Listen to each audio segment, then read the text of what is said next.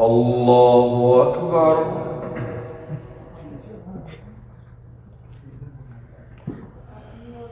الحمد لله رب العالمين الرحمن الرحيم مالك يوم الدين إياك نعبد وإياك نستعين اهدنا الصراط المستقيم صراط الذين أنعمت عليهم غير المغضوب عليهم ولا الضالين.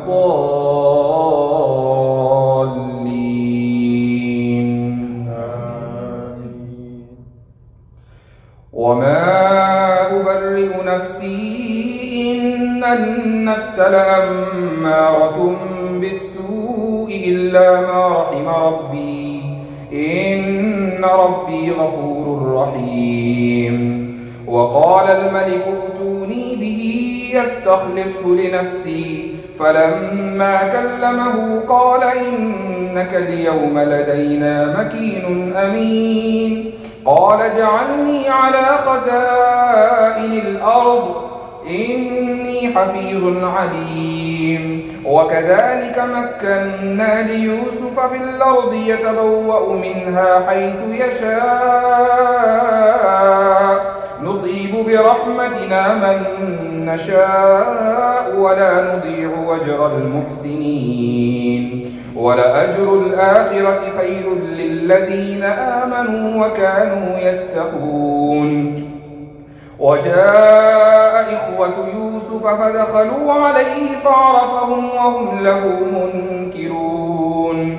ولما جهزهم بجهازهم قال ائتوني بأخ لكم من أبيكم ألا ترون أني أوفي الكيل وأنا خير المنزلين. فإن لم تأتوني به فلا كيل لكم عندي ولا تقربون. قالوا سنراود عنه وباه وإنا لفاعلون. وقال لفتيانه جعلوا بضاعتهم في رحالهم لعلهم يعرفونها إذا انقلبوا إلى أهلهم لعلهم يرجعون. فلما رجعوا إلى أبيهم قالوا يا أبانا منع منا الكيل فأرسل معنا أخانا نكتل وإنا له لحافظون. قال هل آمنكم عليه إلا كما أمنتكم على أخيه من قبل فالله خير حافظا وهو أرحم الراحمين. ولما فتحوا متاعهم وجدوا بضاعتهم ردت إليهم قالوا يا أبانا ما نبغي هذه بضاعتنا ردت إلينا ونمير أهلنا ونحفظ أخانا ونزداد كيل بعير ذلك كيل يسير. قال لن أرسله معكم حتى تؤتون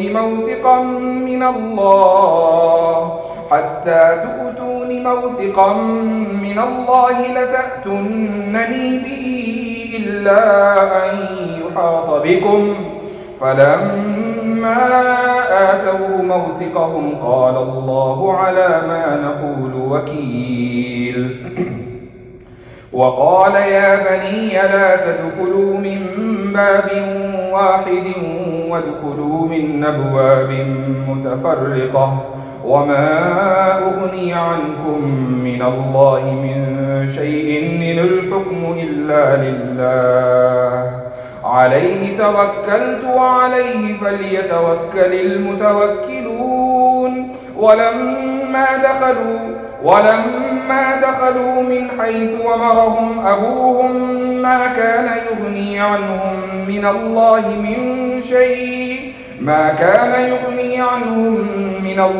من شيء إلا حاجة في نفس يعقوب قضاها وإنه لذو علم لما علمناه ولكن أكثر الناس لا يعلمون.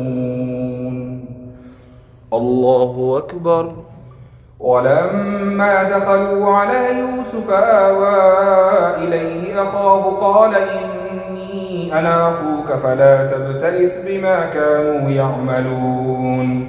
فلما جهزهم بجهازهم جعل السقاية في رحل أخيه ثم أذن مؤذن أيتها العير إنكم لسارقون. قالوا وأقبلوا عليهم ماذا تفقدون؟ قالوا نفقد صواع الملك ولمن جاء به حمل بعير وأنا به زعيم. قالوا تالله لقد علمتم ما جئنا لنفسد في الأرض وما كنا سارقين. قالوا فما جزاؤه إن كنتم كاذبين؟ قالوا جزاؤه من وجد في رحله فهو جزاؤه كذلك نجزي الظالمين. فبدأ بأوعيتهم قبل وعاء أخيه ثم استخرجها من وعاء أخيه كذلك كدنا ليوسف ما كان ليأخذ أخاه في دين الملك إلا أن يشاء الله نرفع درجات من نشاء وفوق كل ذي علم عليم. قالوا إن يسرق فقد سرق أخ له من قبل فأسرها يوسف في نفسه ولم يبدها لهم.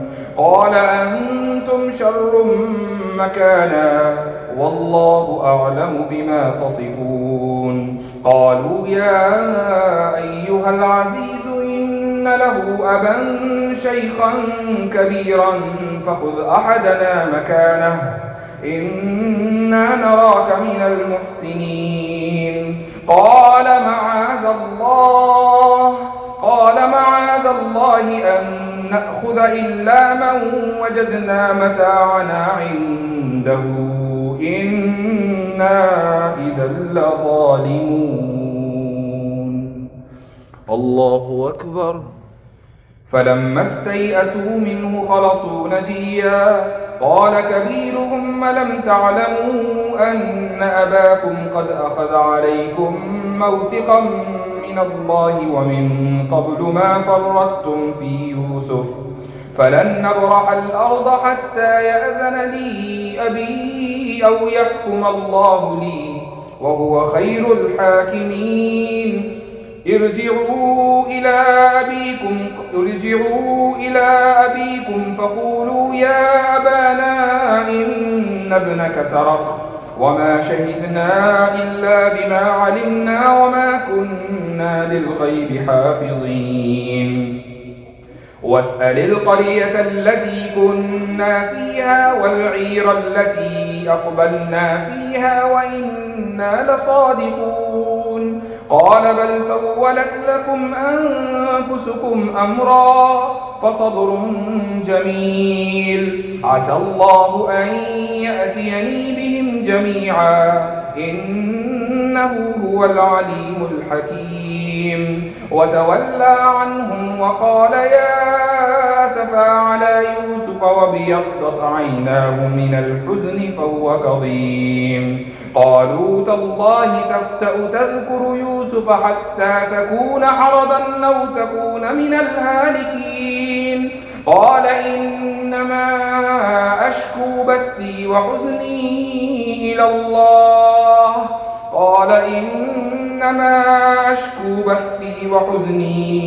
الله وأعلم من الله ما لا تعلمون. يا بني اذهبوا فتحسسوا من يوسف وأخيه ولا تيأسوا من روح الله إنه لا ييأس من روح الله إلا القوم الكافرون. فلما دخلوا عليه قالوا يا أيها العزيز مسنا قالوا يا أيها العزيز مسنا وأهلنا الضر وجئنا ببضاعة مزجاة فأوف لنا الكيل وتصدق علينا إن الله يجزي المتصدقين. قال هل علمتم ما فعلتم بيوسف وأخيه إذ أنتم جاهلون؟ قالوا أئنك لأنت يوسف؟ قال أنا يوسف وهذا أخي قد من الله علينا إنه من يتق ويصبر فإن الله لا يضيع أجر المحسنين. قالوا تالله لقد آثرك الله علينا وإن كنا لخاطئين. قال لا تثريب عليكم اليوم يغفر الله لكم وهو أرحم الراحمين. اذهبوا بقميصي هذا فألقوه على وجه أبي يأت بصيرا وأتوني بأهلكم أجمعين. ولما فصلت العير قال أبوهم إني لأجد ريح يوسف لولا أن تفندون.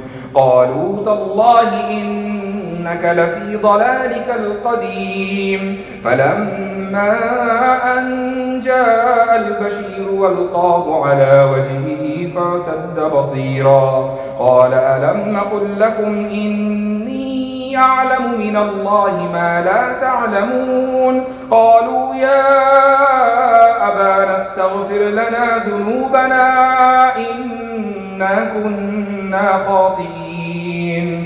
قال سوف أستغفر لكم ربي إنه هو الغفور الرحيم. الله أكبر.